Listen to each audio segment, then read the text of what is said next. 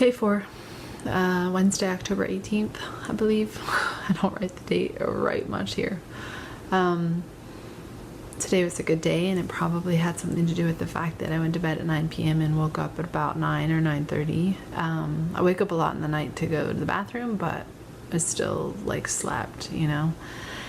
And I got to work out twice for the first time since I've been here, so felt much better. Interestingly enough, it was like my high day, and a lot of people that I came with on Sunday, this was like their very low day. This was tired, brain fog, etc.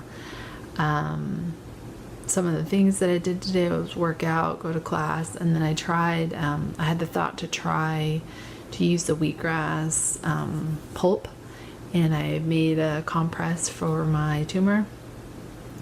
And then I went to a class that said if you have a tumor that you can feel, you can use the wheatgrass and put it on there. So I'm going to start doing that twice a day, or 1 to 2 hours after I juice. I'm going to use the pulp of it. So, and yep, saunas and cleanses and such, implants and blah.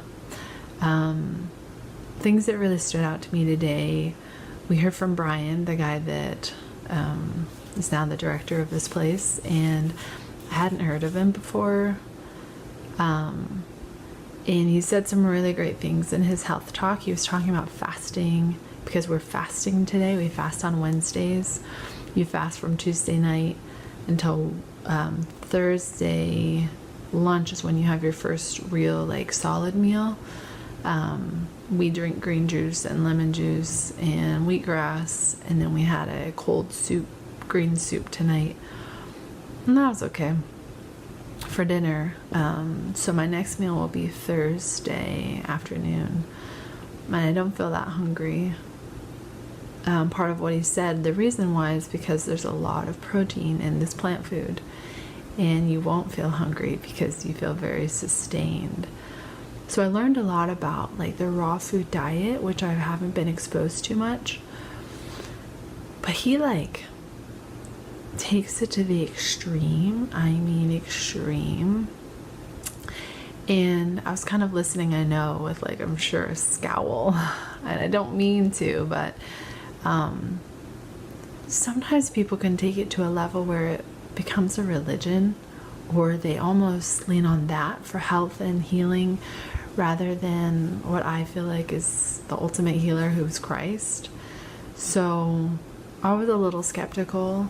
I think that there's a lot of truth to living food and the enzymes and how it's digested, absolutely. But he's really against all animal products, and I don't know, I've read a lot about animal products and butters and fish and such that could be really positive. So I'm still kind of just weighing all of that out. I take it in, and then it's just kind of seeping. But it was interesting, and I was just really grateful, because I know that a lot of people are like looking for truth, like big T truth, and a lot of experts are claiming to have the big T truth for different things. And I was just really grateful after we heard his talk. I went walking and kind of meditating, and I was really grateful that I have a way of kind of getting answers to what is true or not, and which is the spirit, and prayer and pondering and that personal connection with God.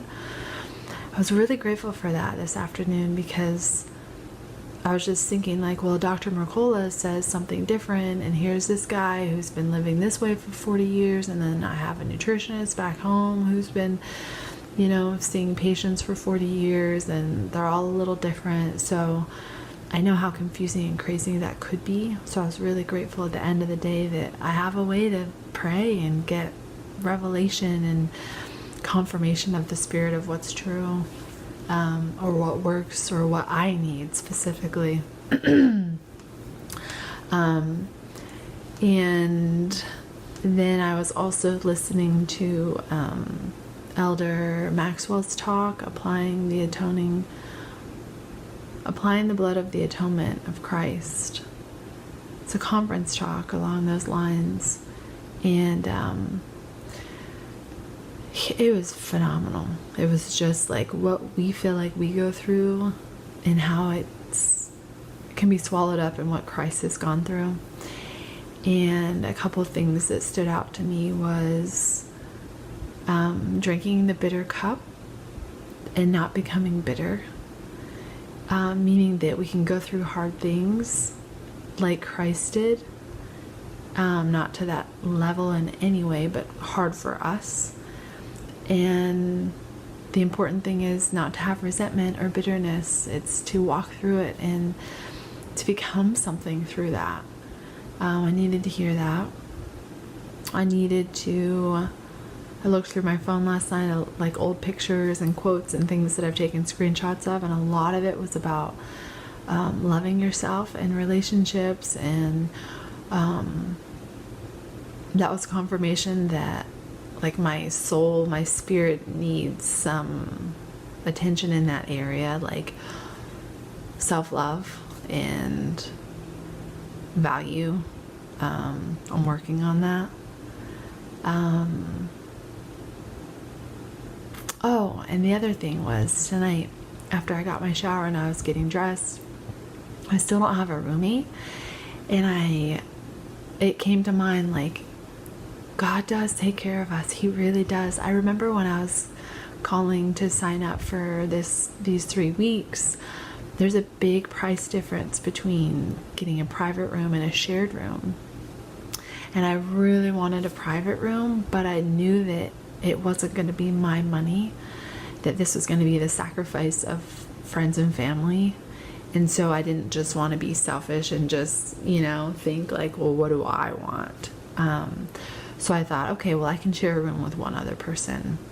That can be my offering and sacrifice, I guess. It's not really a sacrifice, but I could forego that. And so I did. And so I signed up to have a shared room and one bathroom. And, but I didn't really, really want that. I knew that I would love my own space. And sure enough, I don't have a roommate.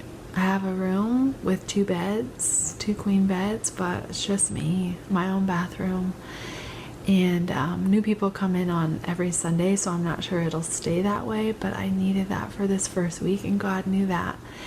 And I did my part and He did His, and that stood out to me as I was just kind of getting ready for bed tonight. And a lot of gratitude, and just a testimony builder that He is aware and He knows our needs and He can take care of them. And what isn't answered or isn't taken care of, then that means that we can grow, or there's something to learn, or it's not yet. My sister-in-law Allie said a really good, it's not even a quote, she just had a really great thought. When we pray and ask for things, the Lord usually answers yes or something better. And He is good to us, and He's good to me, and I saw that today, and I'm grateful. So going to bed with a full and happy heart.